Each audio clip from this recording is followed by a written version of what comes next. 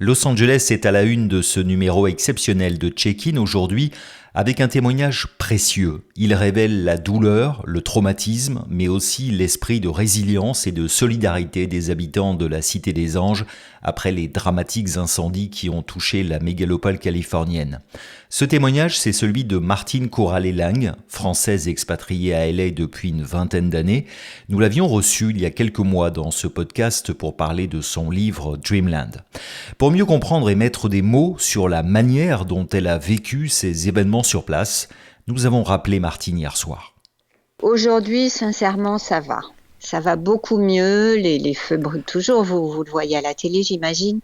Mais ils sont quand même très contenus par rapport à ce qu'on a vécu.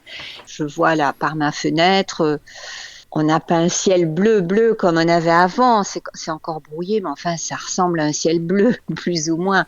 Jusqu'à présent, on avait une espèce de gros brouillard gris, marron.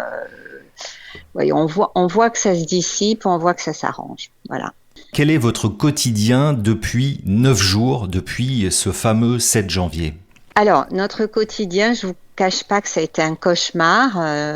Et je fais partie des gens qui ont eu de la chance, c'est-à-dire que j'ai pu rester chez moi. Nous avons pas quitté notre maison. On est quand même très très nombreux à avoir pu rester chez nous. Il faut mettre les choses en perspective. Notre quotidien, depuis 2 jours, il a changé. La situation s'est améliorée, les feux commencent à être contenus, en tout cas ils se répandent plus et le vent n'a pas recommencé, donc ça a fait toute la différence.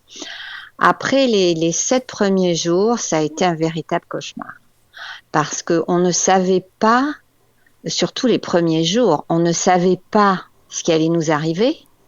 On voyait les feux se répandre à une vitesse incroyable, mais incroyable. On avait un vent qui montait à 120 km/h, donc les feux suivaient, et ça partait un peu dans toutes les directions.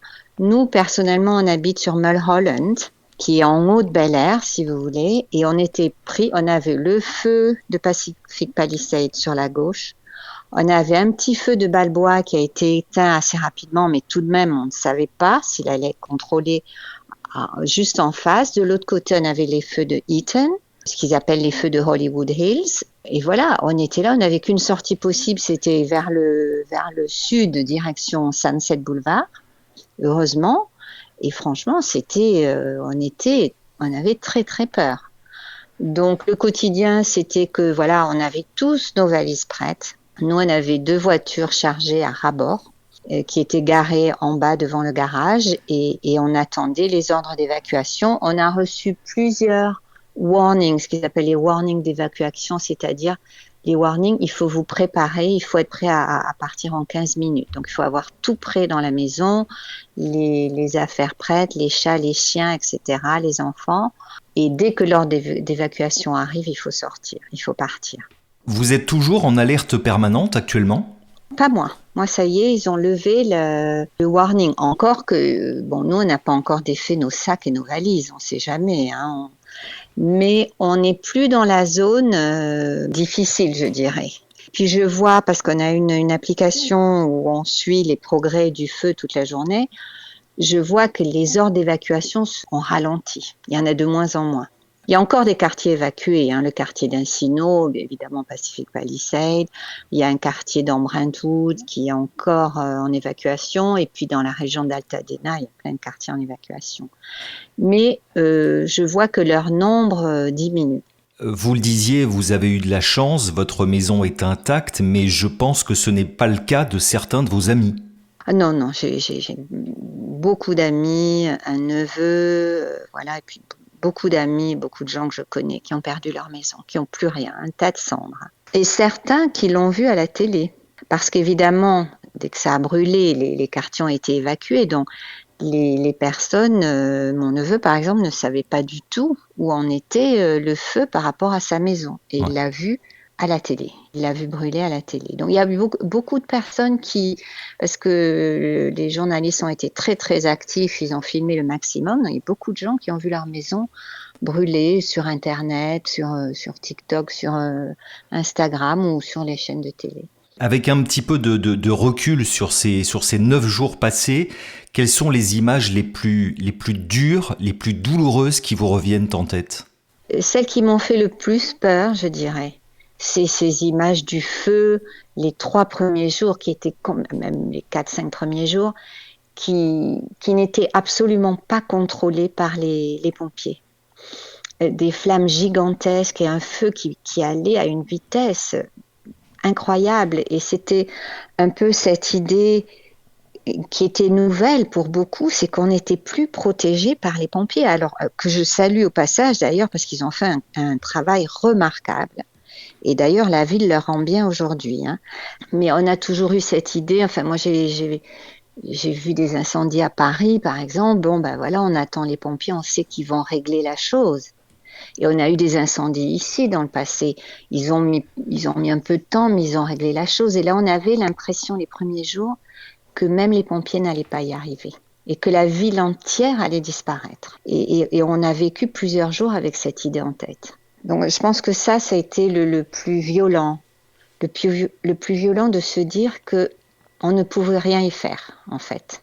Et dans ce contexte douloureux, il y a une lumière, c'est celle de la solidarité qui, nous, vue de France, nous paraît assez extraordinaire. Est-ce que vous pouvez nous raconter comment elle s'organise? Même vu d'ici, je peux vous dire que c'est extraordinaire.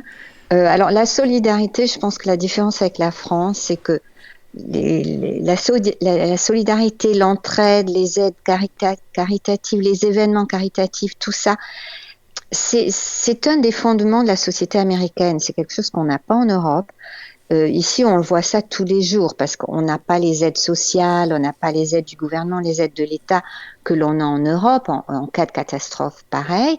Et c'est toujours les gens qui se mettent, les particuliers, qui prennent les décisions d'aider. C'est très, très américain à la base. C'est quelque chose qui fait partie de la société ici. Mais alors, cette fois-ci, c'est vrai que ça a pris une ampleur inattendue. C'est énorme cet élan de solidarité. Je vous parlais des pompiers par exemple. Les pompiers ont dû faire passer des avis en disant s'il vous plaît n'envoyez plus de nourriture, n'envoyez plus de plats cuisinés, on est obligé de les jeter, on en a trop. Vous allez dans les pompiers en ce moment avec leur carte de pompier, ils vont dans n'importe quel magasin de Los Angeles, ils ont des réductions jusqu'à 50%. Toute la ville les remercie. Il y a des événements caritatifs à tous les coins de rue. Pour les gens sinistrés, ils sont très nombreux, hein, puisqu'il y a eu quand même 10 000 maisons qui ont brûlé, 10 000 structures.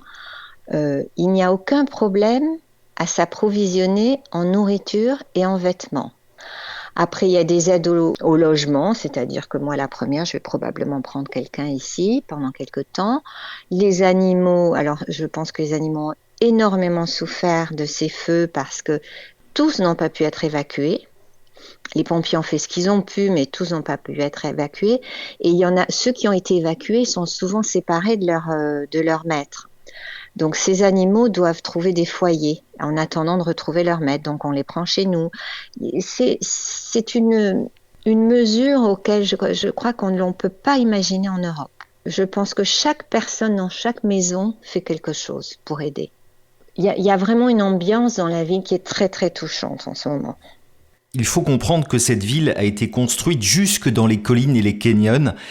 Est-ce que l'équilibre est détruit? Oui. Est-ce que Los Angeles va devoir se réinventer? Au niveau immobilier, évidemment, il y a des choses qui doivent changer. Et je pense que peut-être ce qui doit changer, c'est la façon dont on construit nos maisons. Parce que nos maisons sont des boîtes d'allumettes. Nos maisons sont construites en bois uniquement à cause des tremblements de terre. Parce que le bois est flexible et lorsqu'il y a des secousses, le bois suit un petit peu les secousses. L'acier casse. Je pense qu'il va falloir trouver des matériaux nouveaux, des produits nouveaux à mettre sur ce bois. Enfin, je ne sais pas, mais il faut... Parce que nos maisons brûlent en 3 secondes. Elles sont faites de bois uniquement. Vous voyez, on n'a même pas de plâtre. Elles sont faites de bois. Tous nos murs sont en bois. Même nos fondations, nos toits, tout est en bois. Donc ça, à ce niveau-là, je pense que il va falloir que ça change. Après, oui, on construit dans les canyons parce que ce sont les plus beaux coins. Et les gens vont continuer à vouloir vivre dans les canyons. Donc il va falloir prendre des mesures pour éviter ces feux, pour éviter qu'ils commencent. Voilà. Après, on parle de feux criminels, je ne peux pas dire. Personne ne peut dire pour l'instant. Ils ont arrêté 2-3 personnes, mais personne ne peut dire si c'est criminel, si ça l'est pas. Donc je pense qu'au niveau des constructions des maisons, il va falloir faire quelque chose. C'est tellement grand, Los Angeles. Vous voyez, dans Los Angeles, vous mettez 12 Paris. Donc on parle de Pacific Palisades, les gens doivent imaginer un petit arrondissement de Paris. Non, il faut imaginer tout Paris.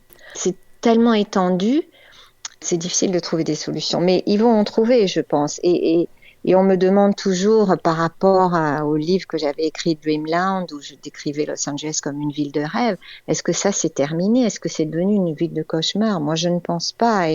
Et d'ailleurs on voit bien que les gens n'ont pas du tout envie de partir après une catastrophe pareille. Voilà, ce qui est détruit, c'est matériel, c'est les maisons, les structures, exactement, tout ça. Mais c'est pas ça qui fait Los Angeles. Los Angeles, c'est autre chose. C'est pas comme une ville comme Rome où on va visiter une ville musée où on va visiter les merveilles historiques. Ou c'est un peu le cas de Paris aussi à un moindre degré. Mais ici, on vient pas pour les monuments, pour les constructions. Même si on a quelques petites pépites au niveau architecture.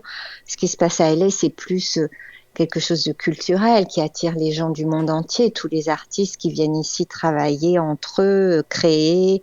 C'est ce que je dis moi c'est ce que je décris comme un souffle sur la ville. Et ce souffle, il va rester. Ça va pas changer. Le rêve américain, c'est un concept qui s'est implanté ici, c'est pas pour rien.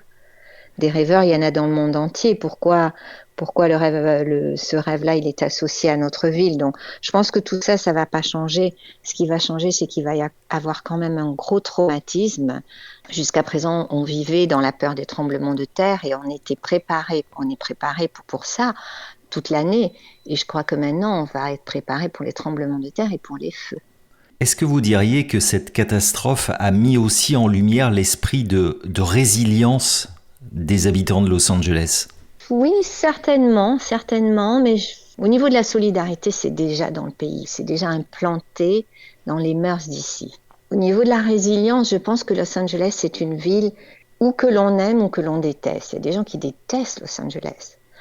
Pour ceux qui aiment et ceux qui ont compris Los Angeles et ceux qui connaissent Los Angeles, c'est une de ces villes où on ne veut jamais en partir. Vous voyez, ça fait partie de ces quelques villes. Il y en a d'autres au monde. Je crois qu'il y a Londres, il y a de ces villes qui vous prennent fort et qui vous lâchent plus. Et donc, je pense que les gens qui vivent ici sont les gens qui adorent, qui aiment Los Angeles. Ils veulent pas en partir, donc ils vont se battre. Ils vont se battre pour tout reconstruire. Ça va être difficile, ça va prendre du temps. Tout le monde parle de la reconstruction, mais personne ne parle de tous ces gens qui ont perdu leur travail. C'est des milliers de gens qui ont quand même, parce que tous ces magasins qui ont brûlé, ces écoles, puis les gens qui ont perdu leur travail à l'intérieur des maisons. Ça fait beaucoup de gens qui non seulement ont perdu leur maison, mais aussi leur travail. Donc c'est plus que reconstruire les maisons. Donc ça va prendre du temps, parce qu'il y a énormément de sinistrés. On parle que de Pacific Palisades parce qu'il y a les célébrités là-bas. Mais Altadena, par exemple, qui est encore plus grand que Pacific Palisades, où il y a pas de célébrités, parce qu'il y a des gens qui ont des vies beaucoup plus modestes, eux vont souffrir énormément. Voilà, donc moi je pense plus à ces quartiers-là qu'aux quartiers dont on parle en permanence dans les médias. Donc personne ne sait aujourd'hui quelle va être la solution, mais il faut en trouver une, parce que des feux on en a tous les ans, jamais de cette ampleur, beaucoup plus localisés vers Malibu, voilà, mais là, Pacific Palisades, on n'aurait jamais imaginé, c'est un quartier en bordure de Sunset Boulevard. Oui, ça a été une véritable sidération, hein. Oui, on n'aurait jamais imaginé. Alors les quartiers, comme vous parliez tout à l'heure, dans les collines, dans les canyons, bien évidemment, on est plus exposé que les autres, hein, forcément. On est entouré de nature. Et bon, on n'a pas eu de pluie depuis 10 mois, je crois. Donc forcément, mais Pacific Palisades est en bordure de Sunset Boulevard. Qui aurait pensé ça? Donc je pense qu'il va falloir trouver des solutions, mais je pense que Los Angeles ne va pas disparaître. Los Angeles va continuer, ça va être compliqué pendant quelques années, d'autant plus qu'on a les Jeux Olympiques qui arrivent. Et vous savez, c'est ça la résilience, la vie continue. Tout ne peut pas s'arrêter. Moi, j'ai dû aller faire j'ai dû me rendre dans un autre quartier hier en voiture et voilà, on traverse Los Angeles, on a l'impression que rien ne s'est passé dans ces quartiers-là. La vie continue comme avant. Et ça, on le voit pas à la télé, forcément. Alors, par contre, ces quartiers-là sont très actifs pour tout ce qui est solidarité. Voilà, je pense que les gens vont quand même être très traumatisés. Certainement que certaines familles vont partir, j'imagine qu'il y en aura. Parce qu'on n'en entend pas parler, personne ne parle de partir. Comment vous expliquez ça?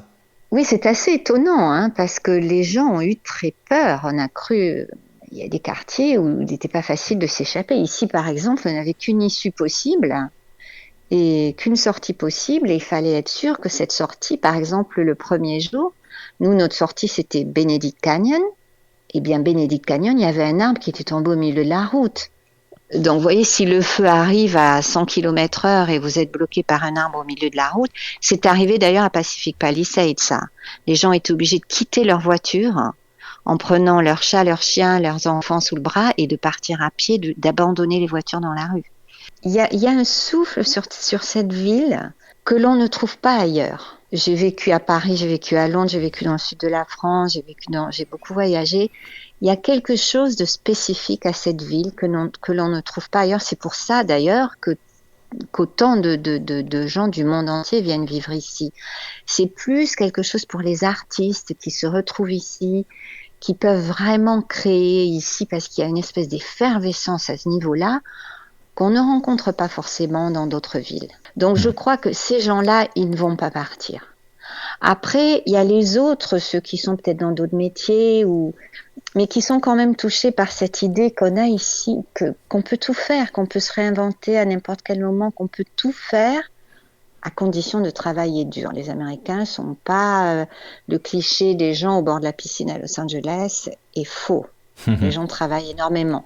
À partir du moment où on est prêt à travailler, on peut vraiment réaliser nos rêves ici, parce que la ville le permet. Je ne peux pas expliquer pourquoi elle le permet plus qu'ailleurs, mais elle le permet. Et donc, je crois que c'est ce qui tient les gens ici. Après, on vit quand même, faut pas oublier, qu'on vit dans un printemps permanent. Il y a quand même des conditions de vie. Les maisons sont très grandes parce qu'on a beaucoup d'espace. Enfin, il y a beaucoup de choses qui font que la vie est très agréable ici. Et c'est une ville pour les rêveurs, pour les artistes et pour les gens qui croient à ce rêve américain. Et ça, on le trouve pas ailleurs. Donc voilà, c'est pas un incendie aussi violent, aussi apocalyptique qu'il a été qui va changer ça. Je ne pense pas.